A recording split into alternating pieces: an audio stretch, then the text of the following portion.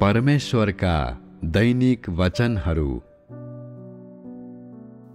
आखिरी दिनहरूको काम भनेको वचनहरू बोल्नु हो। वचनहरूको माध्यमद्वारा मानिसमा ठूला परिवर्तनहरू आउन सक्छन्। यी वचनहरू स्वीकार गर्दा ती मानिसहरूमा आउने परिवर्तनहरू अनुग्रहको युगका चिन्ह र चमत्कारका कामहरूलाई स्वीकार गर्दा मानिसहरूमा परेको प्रभावभन्दा बढी हुन्छ। किनकि अनुग्रहको युगमा मानिसमाथि हात राखेर प्रार्थना गरेर ऊबाट भूतहरू निकालिन्थ्यो, तर मानिसभित्रको भ्रष्ट स्वभाव अझै रहिरहन्थ्यो। मानिसलाई उसको बिमारीबाट निको पारिन्थ्यो र उसका पापहरू क्षमा गरिन्थ्यो, तर मानिसलाई ऊ भित्रको भ्रष्ट शैतानिक स्वभावबाट शुद्ध पार्नुपर्ने काम गर्न अझै बाँकी नै थियो। मानिसलाई उसको विश्वासको लागि मात्र मुक्ति दिइन्थ्यो र उसका पापहरू क्षमा गरिन्थ्यो, तर मानिसको पापी स्वभाव नाश पारिएको थिएन र त्यो अझै पनि ऊ भित्र नै रहन्थ्यो। मानिसका पापहरू देहधारी परमेश्वरको माध्यमबाट क्षमा गरिएको थियो, तर यसको अर्थ मानिसभित्र उपरान्त कुनै पाप थिएन भन्ने होइन। मानिसका पापहरू पाप बलिद्वारा क्षमा गर्न सकिन्थ्यो, तर मानिसलाई कसरी फेरि पाप नगर्ने बनाउन सकिन्छ र उसको पापमय प्रकृति कसरी पूर्ण रूपले हटाउन र रूपान्तरित गर्न सकिन्छ, यो समस्या समाधान गर्ने उसँग कुनै उपाय हुँदैन। मानिसका पापहरू क्षमा गरिए र यो परमेश्वरको क्रुसीकरणको कामको कारणले गर्दा हो, तर मानिस निरन्तर आफ्नो पुरानो भ्रष्ट शैतानिक स्वभावमा जिइरह्यो। यस्तो भएकोले मानिस उसको भ्रष्ट शैतानिक स्वभावबाट पूर्ण रूपमा जोगिनुपर्छ, ताकि उसको पापमय प्रकृति पूर्ण रूपले नाश हुन सकोस् र फेरि कहिल्यै विकास नहोस् र यसरी मानिसको स्वभाव रूपान्तरण हुन सकोस्। यसको निम्ति मानिसले जीवनको वृद्धिको मार्गलाई र आफ्नो स्वभाव बदल्ने तरिकालाई बुझ्नु आवश्यक हुन्छ। यसबाहेक मानिसले यो मार्ग अनुसार व्यवहार गर्नु आवश्यक हुन्छ, यसैले कि उसको स्वभाव बिस्तारै परिवर्तन हुन सकोस् र ऊ ज्योतिको उज्यालोमा जिउन सकोस्। यसैले कि उसले जे गर्छ सबै परमेश्वरको इच्छा बमोजिम होस्। यसैले कि उसले आफ्नो भ्रष्ट शैतानिक स्वभावलाई त्याग्न सकोस् र त्यसरी ऊ शैतानको अन्धकारको प्रभावबाट मुक्त हुन सकोस् र पापबाट पूर्ण रूपमा माथि उठ्न सकोस्। तब मात्र मानिसले पूर्ण मुक्ति पाउनेछ।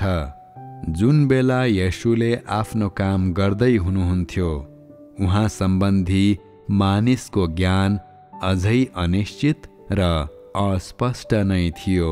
मानिसले सधैँ उहाँ दाउदको छोरा हुनुहुन्छ भनी विश्वास गरे र उहाँलाई एक महान अगमवक्ता, मानिसका पापबाट छुटकारा दिने परोपकारी प्रभु भनी घोषणा गरे।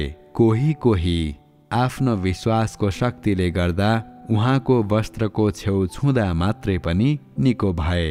अन्धोले देख्न सक्यो र मरेकाहरू समेत फेरि जीवित हुन सके तापनि मानिस ऊ आफै भित्र गहिरो जरा गाडेर बसेको भ्रष्ट शैतानिक स्वभावलाई पत्ता लाउन असमर्थ नै थियो, न त त्यसलाई कसरी फाल्ने भन्ने कुरा नै थाहा थियो।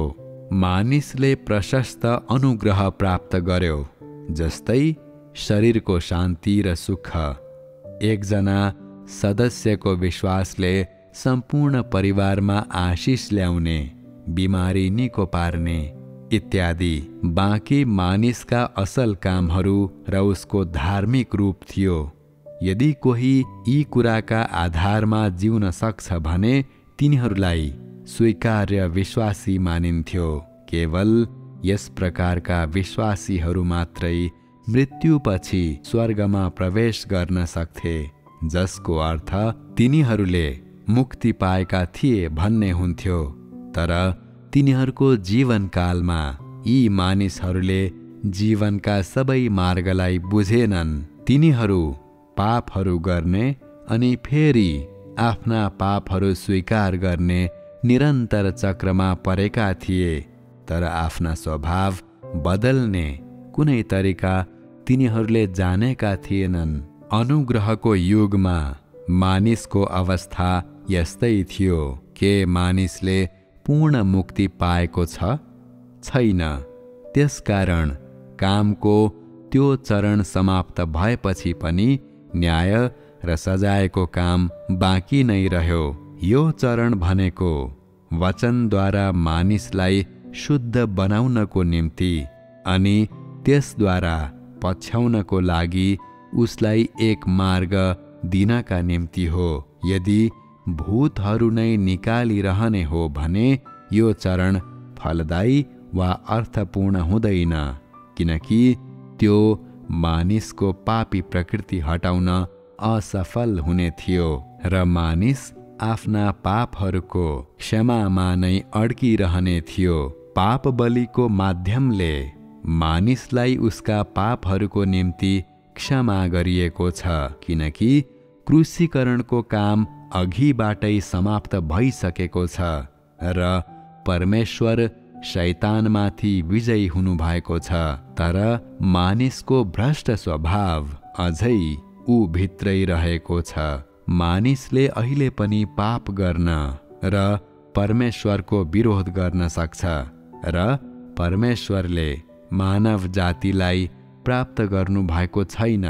यसैले कामको यस चरणमा परमेश्वरले मानिसको भ्रष्ट स्वभाव प्रकट गर्न वचनको प्रयोग गर्नुहुन्छ र उसलाई सही मार्ग अनुसार हिँड्ने अभ्यास गर्न लगाउनुहुन्छ।